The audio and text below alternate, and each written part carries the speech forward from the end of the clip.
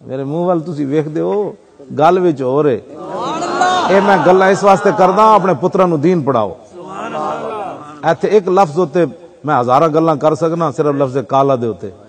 اسی تو تہاڈی وجہ تو ایویں ستیاں گلاں کرنے بھئی جس قوم نو کل واللہ پڑھنی نہیں آندی اسی انہوں کی سمجھائیے ساڈے تے اپنے علم نو زنگ لگدا ہے یقین جانو میں تہاڈے نال سچی گل کر رہا تہاڈا تے اسی گلاں ہی کدی نہیں کیتیاں کھلیاں اتلیاں سیتیاں اینج گلاں کر علم دی تے گل اسی چھپا کے رکھدے بھئی جس قوم نو کل واللہ نہیں آندی اسی انہوں کی سمجھاواں گے ہاں جی کل اصل میں اقول تھا کل واللہ ہاں کالا یقول سے کل اصل میں اقول تھا پھر کیا ہوا بھائی واو متحرک ما قبل حرف صحیح ساکن واو کا ضمہ کاف کو دیا اجتماع ساکنین ہو گیا واو گر گئی او کل رہ گیا حمزہ وصلی کی ضرورت نہیں رہی اس کو بھی گرا دیا تو کل رہ گیا کیوں جی ہاں جی یہ گلاں جڑیاں نے تہاڈے نال اس واسطے میں محبت نال کرنا بھی تسی حضور دے غلام ہو اپنے بچے نو پڑھاؤ او جلیو دین نہیں تانوں بھکھا مرن دیندا فاروق اعظم دے زمانے چ ایک بندہ سی روزانہ آندا سی حضرت عمر دے دروازے تے جی روٹی مکی اج آٹا مکیا اج دانے مکے اج مرچاں مک گئیاں اج لون مکیا آپ نے فرمایا جاؤ اللہ دا قرآن پڑھیا کر کافی عرصہ ہویا حضرت عمر نو نہ ملیا ایک دن سرے راہ مل گیا فرمایا یار تو ناراض ہی ہو گیا تو بڑا عجیب آدمی تو دوبارہ چیز لینے آیا اللہ اکبر کہنے لگا جناب انی وجدت فی کتاب اللہ اغنانی عن باب عمر ہاں فرماؤ جس قرآن دی طرف تسی مینوں بھیجا سی اس قرآن نے مینوں عمر دے دروازے تو بے نیاز کر چھوڑا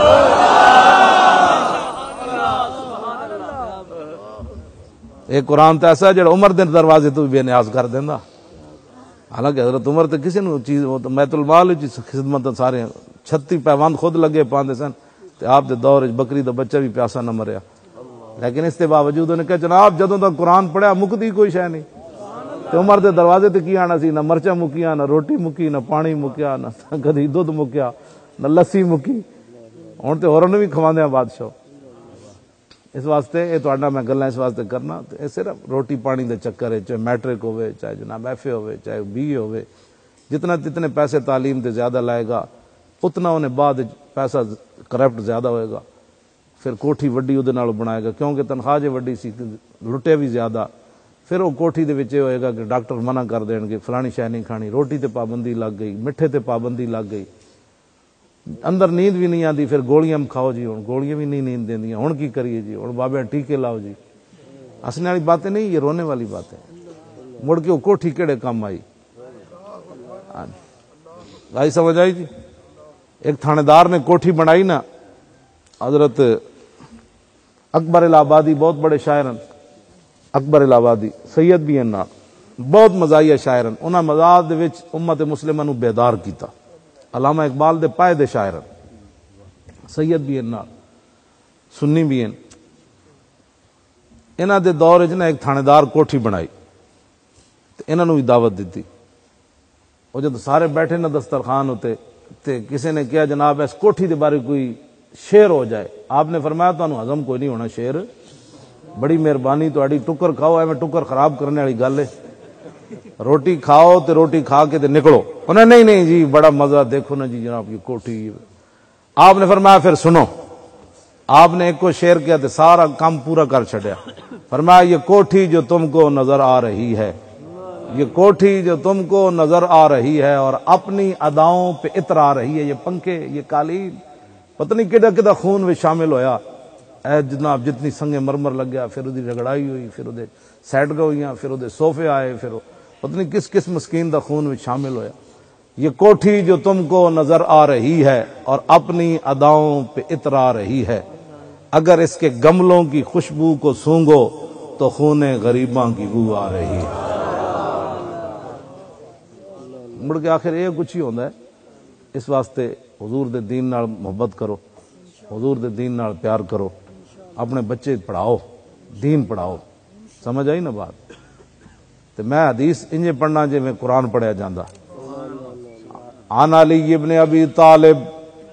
عن علی ابن ابی طالب قال لم يكن رسول الله صلى الله تعالى عليه وسلم بالطويل الممغت ولا بالكثير المتردد وكان رباطا من القوم ولم يكن بالجاد القطط ولا بالسبت كان رجلا شارا ولم يكن بالمتهم ولا بالمقلسم وكان في وجهه تدوير أبيض مشرب أدعج العينين آدب الأشفار جليل المشاش والكتت أجرد ذو مسربة شسن الكفين والقدمين إذا مشى تقلى كأنما ينحط من سبب بين كتفي خاتم النبوة وهو خاتم النبيين أجود الناس صدرا وأصدق الناس لهجة والينهم عريقة وأكرمهم عشيرة من رأوا بداهة هابه ومن خالته معرفة أحبه يقول نائت لم أر قبله ولا بعده مثله. لو اس حدیث دے ترجمے دے طور تے دو شعر جڑے پیر میر علی شاہ حضور دا حلیہ مبارک. ہاں حضور دا حلیہ مبارک. حضور دا چہرہ انور کیسا تھا، حضور کی انگلیاں کیسی تھیں، حضور کے ابرو کیسے تھے، سمجھ رہے، حضور کا جسم مبارک کیسا تھا، حضور کے پاؤں کیسے تھے، حضور چلتے کیسے تھے، حضور سخی کتنے تھے، حضور بات کیسے کرتے تھے، حضور کا خاندان کیسے تھا، حضور کو دیکھنے والا کیا کہنے پر مجبور ہو جاتا. الطیف سرا من طلعته والشذو بدا من وفرته فسکرتنا من نظرته نینا دیاں فوجاں جد چڑیاں دو ابرو قوس مثال دسن جتنوں کے میاد تیر چھٹن لباں سرخا کھان کے لال یمن چٹے دن موتی دیاں ہن لڑیاں اس صورت نو میں جانا کھاں جانان کے جانے جہان آکھاں سچ آکھاں تے رب دی شان آکھاں جس شان تو شانوں سب بنیاں یہ صورت ہے بے صورت تھی بے صورت ظاہر صورت تھی بے رنگ دے سے اس مورت تھی وچ وحدت پھٹیاں جد گھڑیاں دس صورت را بے صورتا توبہ را کی عین حقیقت دا پر کم نہیں بے سہجت دا کوئی ورلیاں موتی لے تریاں اے صورت شالا پیش نظر رہ وقت نزات روز حشر قبر تے پل تھی جد ہو سی گزر سب کھوٹیاں تھی سنتد کھریاں لاہو مفت مخطط برد یمن من بھاوری جھلک دکھاؤ سجن او مٹھیاں گالی لاؤ مٹھن جو ہمراہ وادی سن کریاں انہاں سکھ دیاں تے قرلاندیاں تے لکھواری صدقے جاندیاں تے